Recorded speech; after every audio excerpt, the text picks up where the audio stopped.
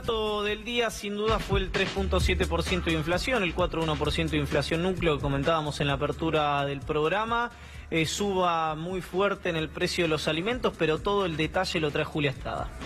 Así es, tenemos que hablar de una de las subas más importantes desde que, en teoría, el gobierno normalizara las estadísticas. ¿Por qué digo esto?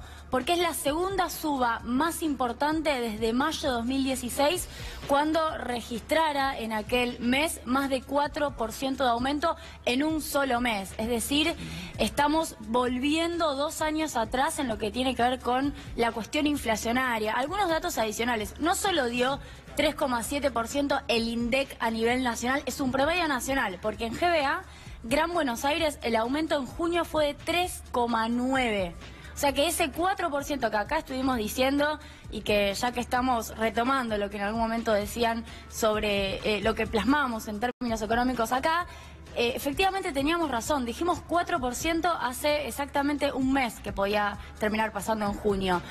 Ciudad de Buenos Aires dio 3,7%, con lo cual corrobora el propio dato del INDEC. Los precios mayoristas, que guarda que no son datos marginales o que no importan. El precio mayorista se va a ver reflejado en la inflación minorista el mes que viene, en julio. 6,5% solamente en un mes en el promedio nacional y según el INDEC. ¿Qué fue lo que principalmente aumentó? Bueno, el transporte, 5,9%. Ahí incide muchísimo la liberalización de las naftas. Digo, esta discusión que a veces uno tiene en términos energéticos, abstracta, sobre la cuestión de hidrocarburos, impacta sencillamente la inflación.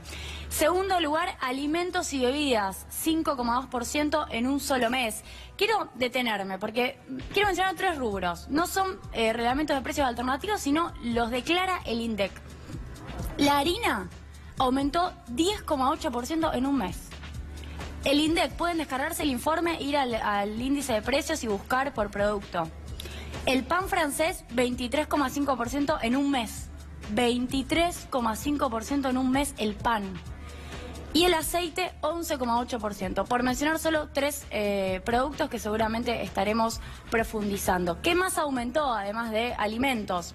Vivienda, agua, luz y gas, que les quiero decir que pesan solamente el 10% sobre la composición del IPC. O sea, el gasto en alquiler, más la tarifa de luz, más la tarifa de gas, más la tarifa de agua, pesan solo el 10% en teoría en lo que gasta la población. Eso aumentó 2,7% en un mes. Si eso pesara más del 10%, tuviera otra ponderación en términos técnicos en el IPC, seguramente estaríamos viendo otro aumento. Déjame hacer un alto ahí. ¿Cómo el 10% nada más? Sí. Porque si yo no estoy equivocado, hoy mis amigos de la UNDAV me pasaron un cuadro que el alquiler promedio como siempre decimos, si bien no tenemos otra manera de trabajar, es que si Julia tiene 2 autos y yo no tengo ninguno, los 2 tenemos uno, o la estadística, pero que el alquiler promedio en la Ciudad de Buenos Aires es más o menos de 8.000 pesos y el mínimo vital y móvil está en 10.000 pesos, sí, me parece. Sí, en 10.000 a partir de julio estaba. A partir de julio. Entonces, el alquiler, en ese caso, suponiendo que sea una sola persona, un soltero en un movimiento, o una soltera en un monoambiente que gana el mínimo vital y móvil. O uno con trabajo y otro sin trabajo. O uno con trabajo y otro sin trabajo, en el mínimo vital, gastaría el 80% en un alquiler en la Ciudad de Buenos Aires, que sabemos que los precios son más altos a la altura de Neuquén o del sur.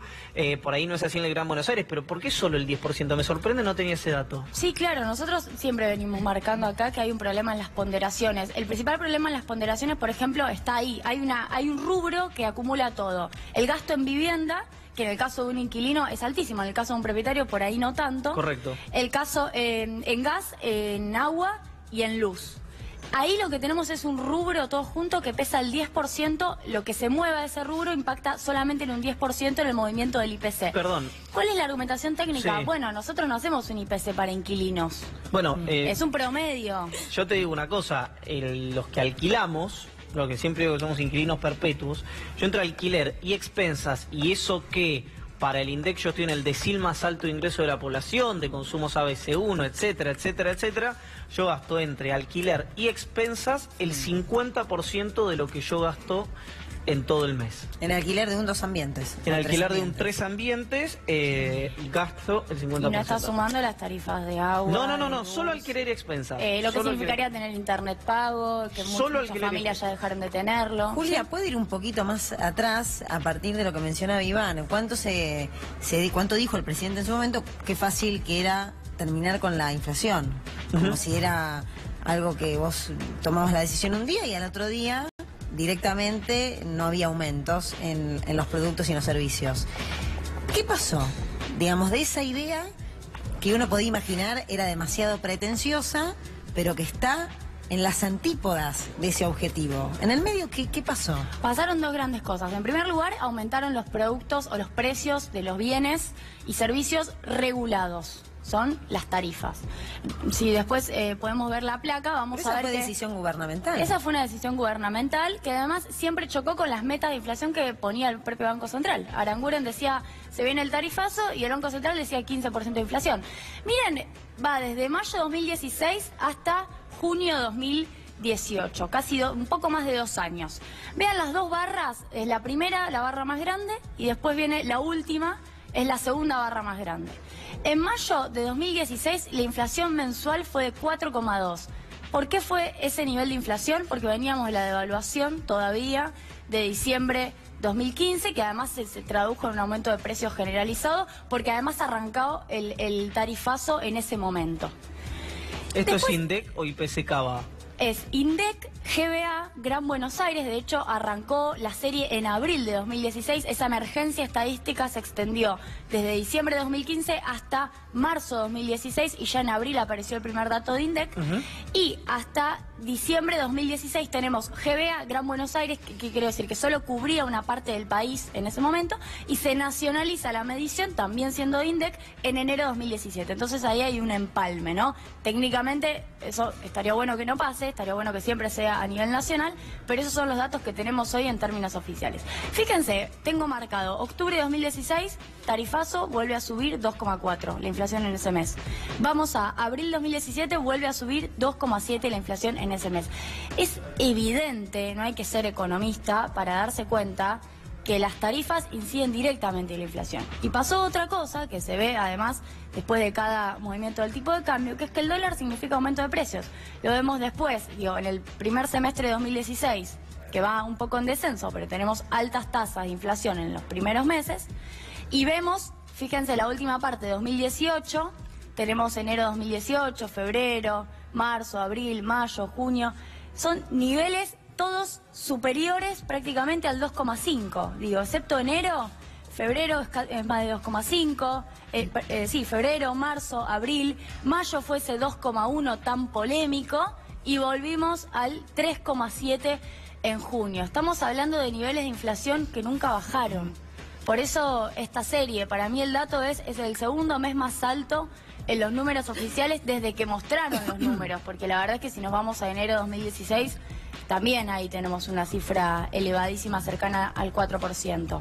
¿No hubo, perdón si estoy diciendo una barbaridad y que sea corregida, pero en los primeros meses post salida del cepo, una inflación medida por los privados, porque no había de 6 puntos o 6 y pico, casi 7, si yo mal no recuerdo? Sí, no sé si tanto 7, pero enero 2016 estuvo por ahí. Estuvo después lo voy a buscar. 5% fácil. Tuve un lapsus. Hablando de lapsus, me quedé pensando en la importancia, en la injerencia que ha tenido el aumento en los servicios, y a partir de ahí entender la gran evolución de la inflación.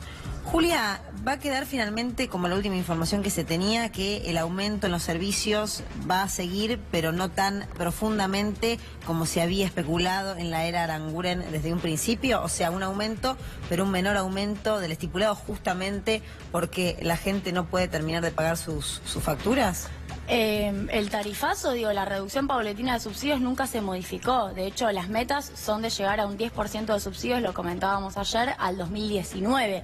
Lo que sí pasa, que está bueno explicarlo, por eso está buena la pregunta, es que los aumentos que uno escucha ahora son cercanos al 20, al 30%.